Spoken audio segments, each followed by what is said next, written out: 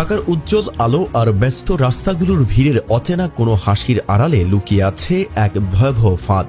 এক মুহূর্তের সখ্যতা, একটুখানি আস্থা, পরদিনই তা পরিণত হতে পারে দুঃস্বপ্নের এক অন্তহীন বিভীষিকা। কর্মকর্তা, ব্যবসায়ী, শিল্পপতি কেউই বাদ যাচ্ছে না এই ভয়ঙ্কর প্রতারণার হাত থেকে।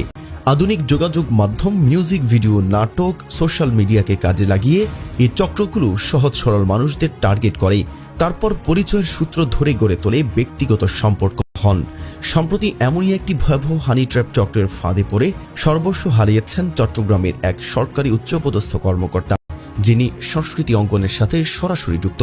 আর এ কারণেই এক মিউজিক ভিডিওর কাজের জন্য আসেন ঢাকায়। এরপর পরিচয় হয় আগে, আর এই পরিচয়ে যে তার জন্য কাল হয়ে দাঁড়াবে সেটি তিনি একবারও কল্পনা করেননি।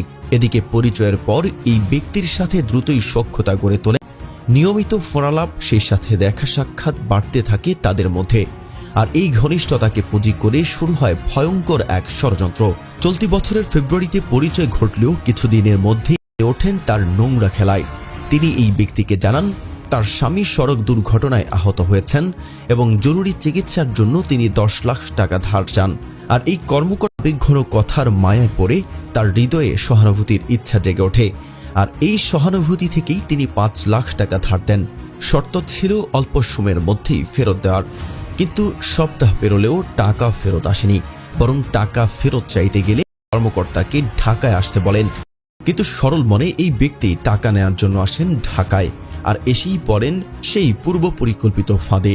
প্রথমে বসুন্ধরা এভারকেয়ার হাসপাতালের সামনে দেখা হয়, সেখান থেকে তাকে ঝোলমাইত উত্তরপাড়ার একটি ভাড়া বাসায় নিয়ে যাওয়া হয়। এরপরে শুরু হয় নির্মম অত্যাচার। তারা এই কর্মকর্তার হাত পা বেঁধে হকস্টিক দিয়ে মারধর করেই ক্ষান্ত হননি, বরং শ্বাসরোধ করে হত্যা চেষ্টাও করা হয় তাকে। আর এদিকে নির্যাতনের আওয়াজ যেন বাইরে না যায় সেজন্য টিভিতে চালানো হয় উচ্চ শব্দের গান। এখানেই থামেনি তারা, বরং মুক্তিপণের জন্য চাওয়া হয় 1 কোটি টাকা। বিশেষ করে এক পর্যায়ে তার নগ্ন ভিডিও ধারণ করে ভয় দেখানো হয়। প্রাণ ভয়ে এই কর্মকর্তা তার বোনকে ফোন করে টাকা জোগাড় করার কথা বলেন। তিনি আরও জোরালোভাবে বলেন তার যত স্বর্ণালংকার আছে সেগুলো বিক্রি বা ধার দেনা করে হলেও খুব দ্রুতই যেন টাকা জোগাড় করা হয়। পরে তার বোন ও বন্ধুরা মিলে স্বর্ণ বিক্রি ও ধার করে এসে পরিবহনের মাধ্যমে মোট 52 লাখ টাকা পাঠান। পরে আরও 8 লাখ টাকা আদায় করে চক্রটি। সব মিলিয়ে মোট 60 লাখ টাকা লুটে নেয় এই হানি ট্র্যাপ চক্র। এদিকে টাকা হাতে নেওয়ার পর এই কর্মকর্তার মোবাইল এবং 20,000 টাকাও ছিনিয়ে নেয়। তারপর তাকে শুধুমাত্র একটি গেঞ্জি পরিয়ে বাড্ডার কোনো এক অন্ধকার এলাকায় ফেলে দেয় চক্রটি। তবে তাকে উদ্ধার করেন এক রিকশা চালক। প্রথম রিকশা চালক ভয় পেয়ে চলে গেলেও দ্বিতীয় একজন তাকে উদ্ধার করে হোটেলে পৌঁছে দেন। এরপর চট্টগ্রামে ফিরে তিনি হাসপাতালে ভর্তি হন এবং সুস্থ হয়ে ঢাকায় ভাটারা থানায় একটি অভিযোগ দায়ের করেন।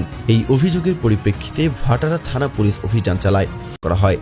অভিযানের মাধ্যমে চাঁদাবাজির অর্থের একটি অংশ প্রায় 15,46,000 টাকা উদ্ধার করা হয়।